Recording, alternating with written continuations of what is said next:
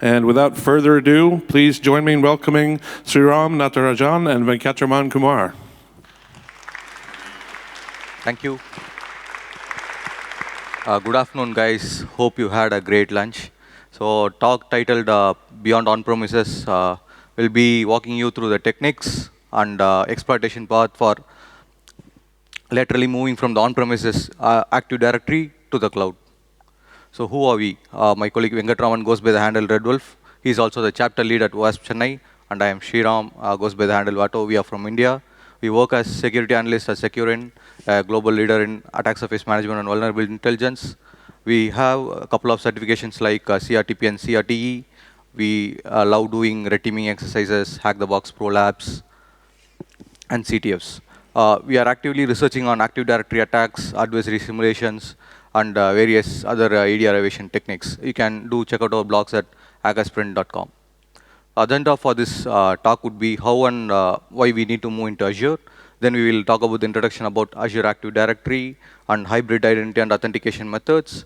Then we will move on to the enumeration of Azure tenant and the privilege escalation and exploitation path for those authentication methods. Finally, we will be discussing about bypassing the controls and mitigation strategies. Then we will touch upon our future work too, unveiling the unexpected twist. So during our pen test engagements, we delved into privilege escalation phase, and we noticed similar patterns across all our engagements. Notably, we observed that account with naming convention of MSOL followed by some hex had replicating directory changes and replicating directory changes all privileges over the domain. So with this, we could we were able to easily compromise the domain since we could do a DC sync attack.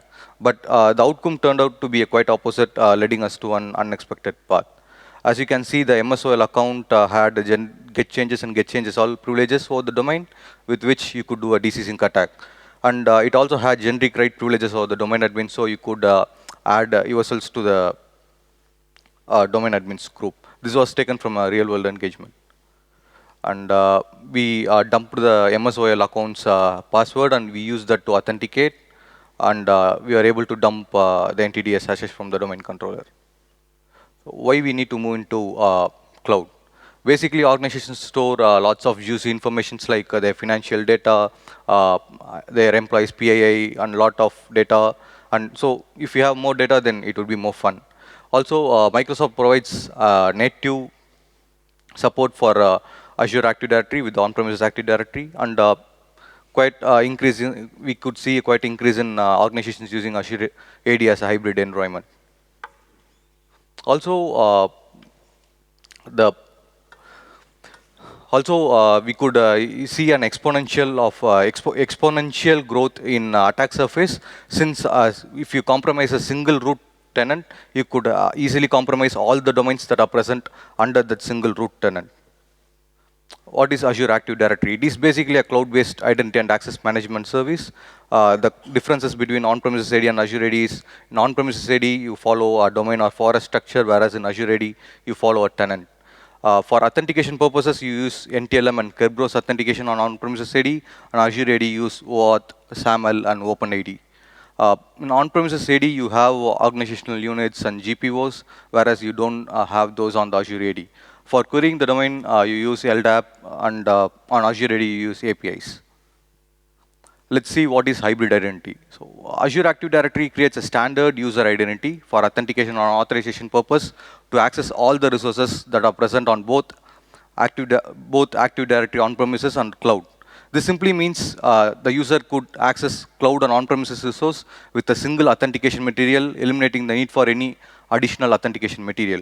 To achieve this, there are 3 authentication methods: password asynchronization, pass-through authentication, and ADFS.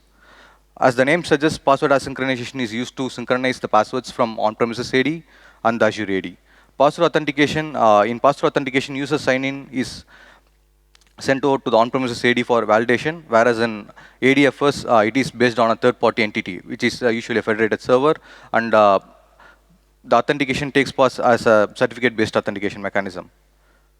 Now we will see the enumeration of Azure tenant from an unauthenticated perspective. To easily identify if organization uses Azure services or not is by just simply logging in with their user email on login.microsoftonline.com. If you are taken to the password page, then you can assume that the organization is using Azure Services. Otherwise, they are not. Also, you could gather lots of information like tenant ID by getting a get request to the following endpoint. We here use a tool called AAD internals, which is the most common arsenal for PowerShell modules.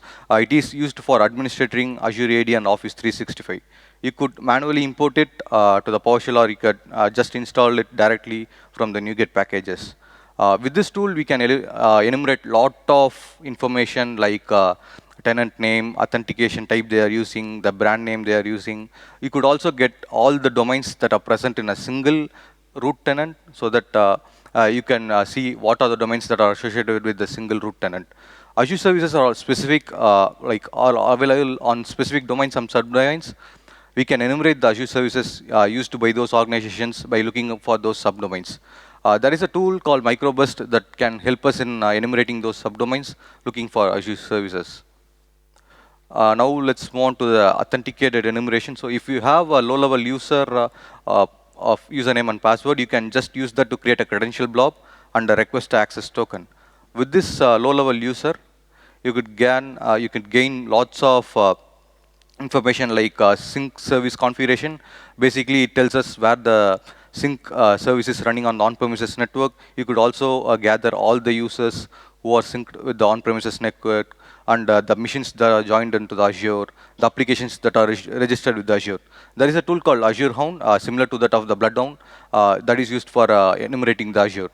Once we populate the data, we can import it along with the on-premises Bloodhound file, so we could gain a broader overview of the on-premises network and their associated Azure tenant. Let's move on to the actual exploitation. So the first one is password asynchronization with Azure AD Connect. So what is Azure AD Connect? It is basically an application designed to achieve this hybrid identity, as we discussed. And when Azure AD Connect is configured with password asynchronization, it creates two service accounts, one on the on-premises AD, the other one on the cloud. So the service accounts have the following naming conventions, where in Azure AD it is followed by sync, followed by the server where the Azure AD Connect sync service is running, followed by the random string at the tenant name. On-premises AD, we have a username with MSOL, followed by a random string at domain name. So usually these passwords are stored in the database or LSA secrets present on the Azure AD Connect machine on the on-premises network. These accounts are high-value targets. Why? So these sync accounts are created solely for the purpose of synchronization. Sync account is assigned the role of directory synchronization accounts with the privileges to create, modify, and delete users on the Azure, including that of global administrators. On MSOL account, you have replicating directory changes and replicating directory changes all privileges on the on-premises network, so you could do a DC sync attack. Here is the flow of password as synchronization. A user with password 1 can access the resources on the on-premises Active Directory, and he can access the resources on the Azure Active Directory with the same authentication material. The password asynchronization can be taken care by the Azure AD Connect, which synchronizes the password between the on-premises Active Directory and Azure Active Directory. So how to target these servers? Bloodhound would be the right tool to look for MSOL accounts. Basically, these MSOL accounts have the host names in their descriptions where the Azure AD Connect sync service is running. Look out for multiple combinations of words like sync, AAD, CLD, AZ, connect in the machine's host name. Many organizations will have the host names related to the purpose of the machine that is serving. Also, the machine running Azure AD Connect service might have an MS SQL instance exposed. So we can look out for ports with MS SQL services running mostly on 1433. Let's get into the actual exploitation. So still organization store the service accounts passwords in LSA. If you have domain administrator privilege or local administrator credentials, we can easily dump the LSA, which might get a clear text password of this AD sync service that is running. Now here we are using AAD internals to dump the synchronization credentials. This is just a list of commands which we can use to exploit. I will quickly move on to the demo where I can show you all those stuffs. Before moving on to the demo, I just want to poke in some of the disclaimer points.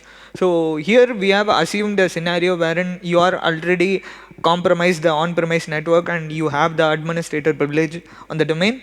And of course, organizations would have EDR solutions to prevent the lateral movement and malicious activities. So this is an assumption where you have already bypassed the EDR or the AV solution that is present on the network. And so these are the two disclaimers before the demo. So Yeah. So first, we are going to import AAD internals into the PowerShell. Then we are going to dump the sync account credentials. Once we have the synchronization account credentials, we can use that to create a credential blob and request an access token for us and save it to the current PowerShell session.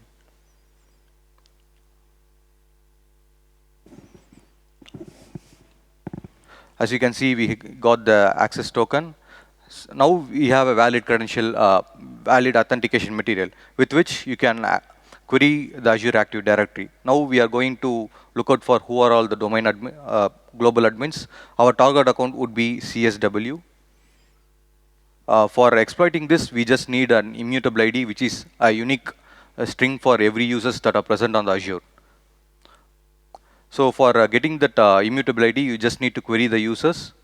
As you can see, we are able to get the immutable ID and the corresponding user principal names. So since now we have the immutable ID, we can just provide that immutable ID as an input. So for proof of concept, we are going to change the property name to display name from CSW to I have been hacked.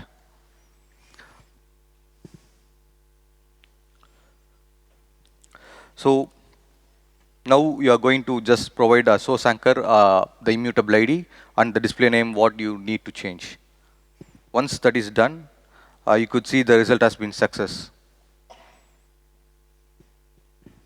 And you could see that this display name has been changed to I have been hacked, which demonstrates that you have full control over that account, which is a global administrator. So you could just change that password or even reset MFA so that you could gain full control over that account. Yeah. So moving on to the next authentication method that we're going to discuss in exploit is seamless SSO. So seamless SSO basically stands for seamless single sign-on. So this enables the users to authenticate to Azure without requiring to type in their passwords or the usernames. And this basically works when a corporate user is connected to the network and he or she is allowed to directly access the Azure without the need for password. So this mechanism can only be combined with password hash synchronization or pass-through authentication, whereas with Active Directory Federation services, you cannot combine or you cannot enable seamless SSO. In this mechanism, there is a computer account called Azure AD SSO AAC is created on each of the domain at which the synchronization is enabled, and this account basically acts as the Azure Active Directory in the on-premise network. So when a user tries to access an Azure resource who is already logged on to the corporate network with a valid domain credential, a request for the Kerberos ticket of this account is made, and it's on the on-premise network. So the validation is sent to the domain controller, and once the request is validated, a valid Kerberos ticket is generated and returned back to the Azure.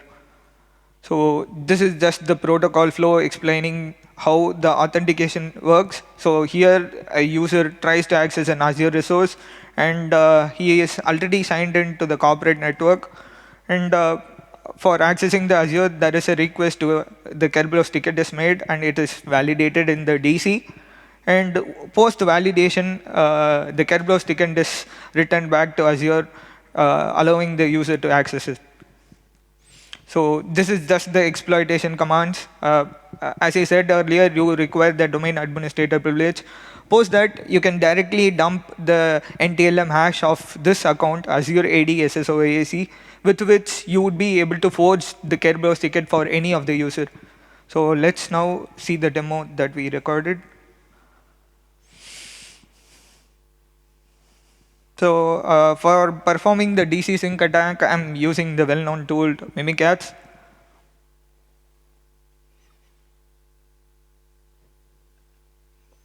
So I'm passing the username as this account, and you could see that I have got the NTLM hash. And in order to target a particular account, you require a low privileged user on Azure Active Directory. So you import AD internals again, and we create a credential blob of a low privileged user in Azure AD. And you save the access token to the cache in order to enumerate the global admins.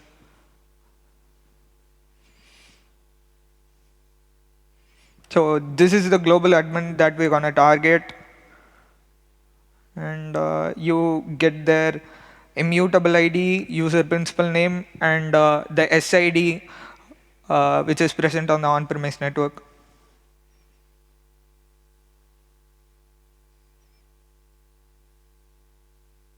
So you could see that since we are targeting the account CSW, we query the SID of that user account. And post that is done, you tend to create a Kerberos ticket with the SID and the NTLM hash of the account that we retrieved earlier. Once the Kerberos ticket is forged, you use this Kerberos ticket to get the access token on Azure AD.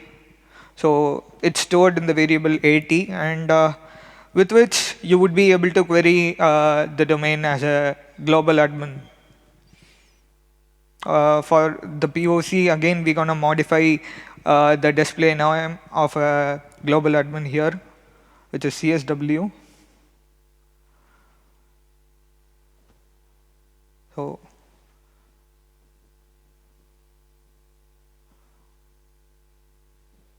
you could see that we are trying to modify to I have been hacked, and we get the success here, and the display name is successfully modified too. So moving on to the next authentication method, which is pass-through authentication. In this authentication mechanism, the authentication request is transferred to the on-premise server, at which you have an agent running that is responsible for picking up the request from Azure AD and transferring it to the domain controller. So this agent, it's called pass-through authentication agent or PTA agent.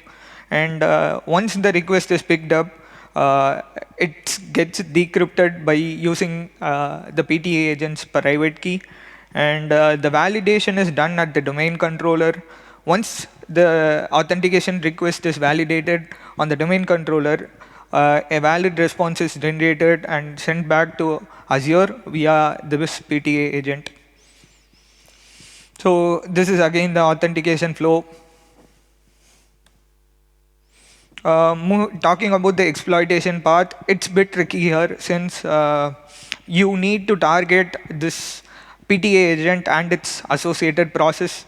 The process name is Azure AD Connect Authentication Agent Service, and in order to grab the credential from this agent, you need to have some sort of injection in place that monitors the credential from these authentication requests. So for that, we use PTA spy module, and this would basically inject a DLL into the process, and with which you would be able to monitor all the incoming authentication requests. So again, we're gonna see the demo.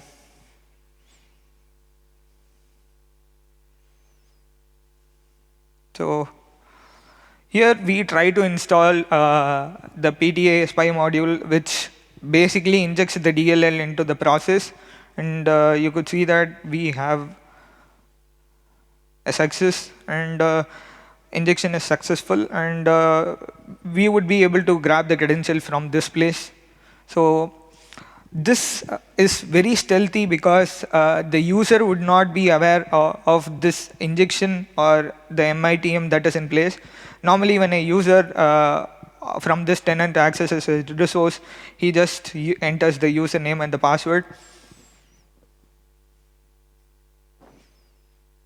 And no such things.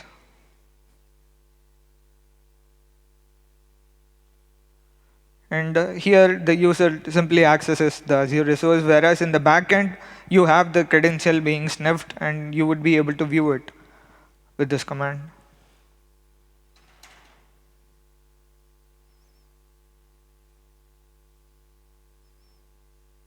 Yep.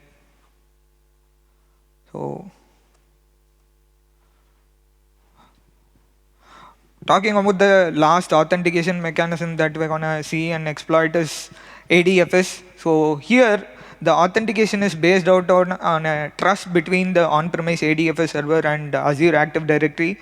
And both the authentication and the authorization is based on a security token, which is SAML token, and it contains all the information about the user's privileges, their user principal name, and all the immutable ID. So this SAML token is generated on the on-premise ADFS server, and it's signed with a specific token signing certificate. And this token signing certificate is only present on the on-premise ADFS server. So if we can retrieve that ADFS certificate with the administrator privileges that we have, we'll be able to forge SAML token for any of the user, including global admins. And here is the authentication flow. Here we have two of the scenarios. One is user who is connected to the corporate network and who is present locally trying to access an Azure resource, and another one scenario is a user who is present on the internet trying to access an Azure resource.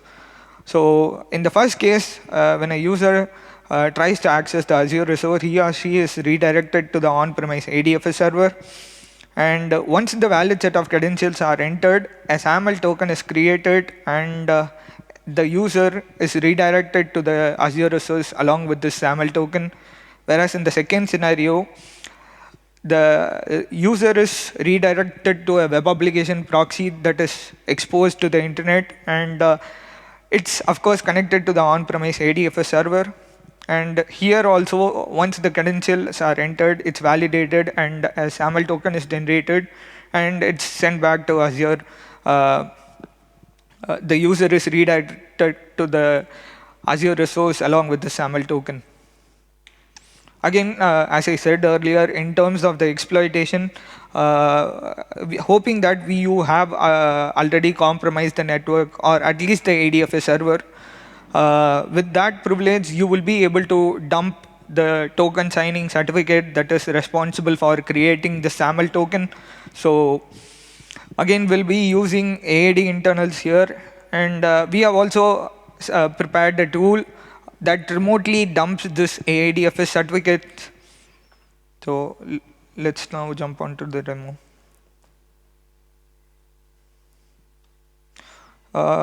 Before seeing it, this was recorded on a live engagement, so I have masked few of the sensitive information. Sorry for that.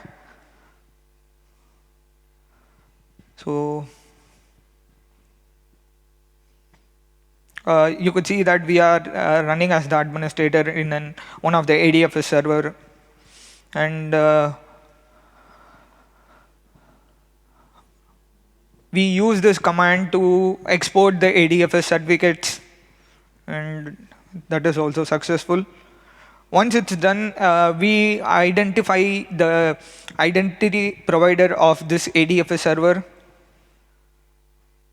so which is this endpoint, and with this and the immutable ID of a particular user, you would be able to gain the session with the forged SAML token.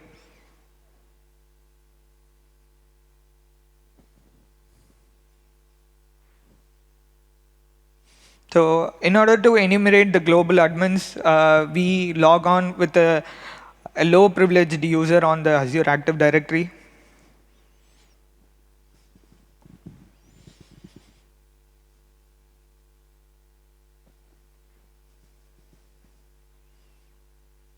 So this entire thing is masked because it's a client.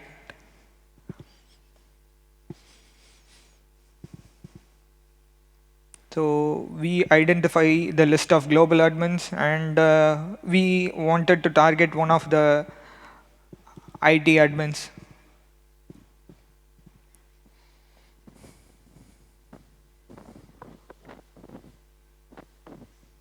So these are the list of users along with their immutable ID. It's quite a big organization. So this was the account that we are targeting, and so this is the command which impersonates the global admin. So here we open an Office 365 portal as this user whom we are trying to impersonate, and we parse this ADFS certificate that we dumped along with the IDP. So this would directly open the Office 365 portal impersonating that user.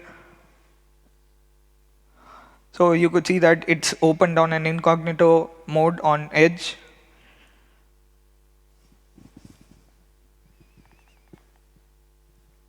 So we now move on to Azure AD. So this is the Azure Active Directory of this client, and you could see the number of users and groups, devices that we had control on.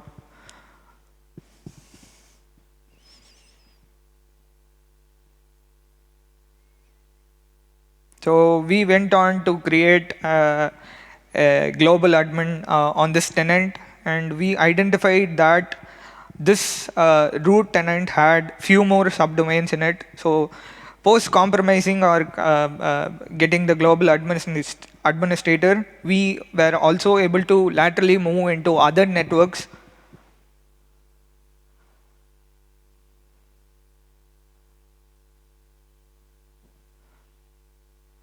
So you could see that these are the domains that we laterally moved, and there were two other domains.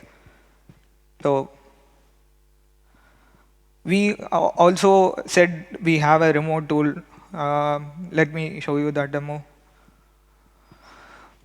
So this is still under the development. We have now implemented only the remote dumping of the ADFS certificate. We are planning to integrate other authentication exploitations too. So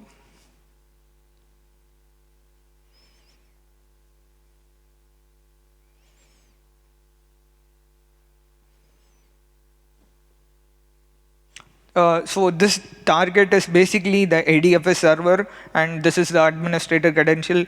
This can either be the local administrator of ADFS server or the domain admin. Both would work. Here you could see that we are trying to retrieve the ADFS configuration. Once that is done, we are querying the domain controller to retrieve the decryptor value. Post that, we are decrypting the ADFS configuration, which has the ADFS encryption certificate and ADFS signing certificate. So with this private certificates, you would be able to create a SAML token and impersonate any of the global admins that I showed earlier demo. So moving on to the final part, which is bypassing controls and mitigation strategies. Organization would definitely have the mitigation strategies in place, such as they would have restricted or enabled MFA on global admins, so preventing you to access the global admins account, though you had the plain text credential of the users. So there are some tweaks and techniques that can be used to evade these. One is you can look out for accounts that has similar privileges of a global admin. You could see that there are around 5 other roles which has the similar capabilities of a global admin. Password admin, help desk admin that has the password reset capabilities. of particular roles. So you can target these accounts. I'm sure it's a cool thing to look out for since they might have disabled the MFA too. And one other thing to look out for is service accounts that has the domain admin privileges on the on-premise network. So enabling MFA for these accounts would disrupt the cost because it's just service accounts, right? If you enable MFA, you won't have the service or the synchronization running. So look out for these accounts and enumerate Azure and identify Azure accounts that has special privileges like AZ reset privilege or AZ add secret. And like we showcased in our tool, use RPC calls or remote queries such as WMA query or querying the mission via 445 to dump the AD connect sync credentials or the ADFS certificates. So this would basically allow you to stay under the radar of an ADR since you are performing all the tasks remotely. You won't have many of the ADRs that is scrutinizing your actions. So this is one of the interesting encounters that we did on a recent engagement. So here, though we had the plain text credential of a global administrator, we weren't able to log in into his account since he had MFA enabled. But we did not stop there. We enumerated Azure and we identified there was another user who had reset privileges on all the accounts, all the users, including that of the global admins. And this guy was a IT contractor. So we did not stop there. We went on to reset the password and reset the MFA settings of this IT admin. So here we had the password hash synchronization implemented along with the seamless SSO. So we forged a Kerberos ticket as this user using the NTLM hash of that account, and we got the access token. Post which, just to play around with this account, we sent out an Outlook email to ourselves impersonating this user. So our future work or the things that we are currently researching on is to laterally move into other cloud service providers. So we were able to do so, and we were able to exploit synchronization service that was running on Google Workspace. So once after that, we were able to log in into Workspace as a administrator. We had all the privileges. I mean, we were able to deactivate a user, delete a user, and we are still exploring the ways of escalating into AWS space. So our plan is to explore all the targets or all the authentication methods irrespective of the cloud service provider, and we wanted to integrate with our tool. So post the completion of this research, I'm sure that this tool will be available publicly. As of now, it is in private. So if you guys want access to the tool, you can just contact us. We'll provide private access to you. Just a quick note about our company. These are all the services that we provide. You can obviously reach out if you need. So thank you. And we have got some goodies for the attendees. So if you want to come and check it out, and we'll be able to provide t-shirts.